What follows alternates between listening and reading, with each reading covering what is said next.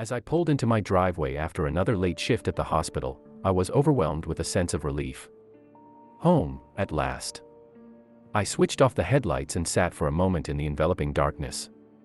I found peace in these solitary moments, time for reflection before stepping into the chaos of my hectic household. It was then I saw it. I squinted my eyes, convinced I was imagining things. It was a figure, standing still as a statue by the end of my driveway. Its body seemed normal enough, but the face, it was a blank slate. Featureless. As if God had forgotten to put the finishing touches on it. A shiver ran down my spine. I blinked hard, hoping it was just a trick of the light, or fatigue playing with my mind. When I opened my eyes again, the figure had vanished. Over the next few days, I couldn't shake off the image of the blank-faced figure. It seemed to be everywhere. In the shadows as I walked to my car, in the rearview mirror as I drove, in the fleeting reflections of shop windows. I became paranoid, constantly looking over my shoulder. One night, I woke with a jolt. The familiar chirping of crickets had been replaced by an ominous silence. I felt a presence, a foreboding pressure that set my nerves on edge.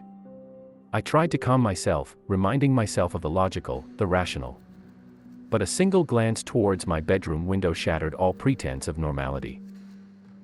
The figure was there, its featureless face pressed against the glass. Panic surged through me. I wanted to scream, to run, but my body refused to cooperate. We were locked in a silent, frozen tableau, the only sound my deafening heartbeat.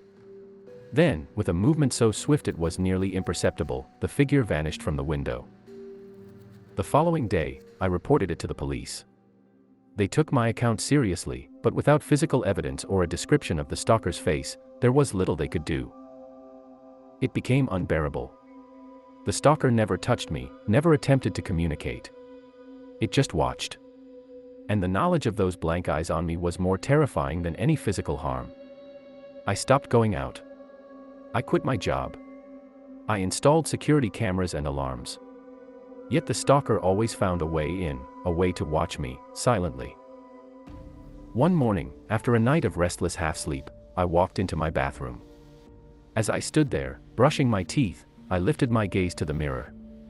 The reflection that stared back was not my own. The face in the mirror was blank, featureless. I screamed, dropping my toothbrush into the sink. I backed away from the mirror, horrified. But the faceless figure remained, its empty gaze tracking my every movement. Was it the stalker? Or was it me? Had my mind finally given way to my fear? I fell to the floor, hugging myself, drowning in terror. That's when I heard the whisper, coming from nowhere and everywhere at once. It was a low, grinding sound, like rocks shifting beneath the earth, and yet it formed words I understood.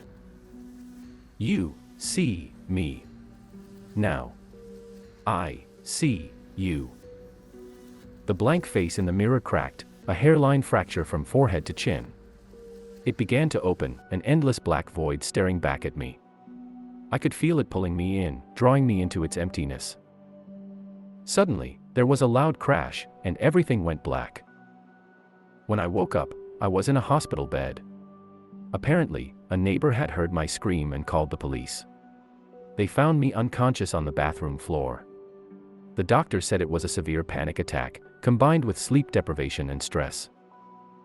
But I know what I saw. And now, every time I close my eyes, I see it, the blank, featureless face. Waiting. Watching.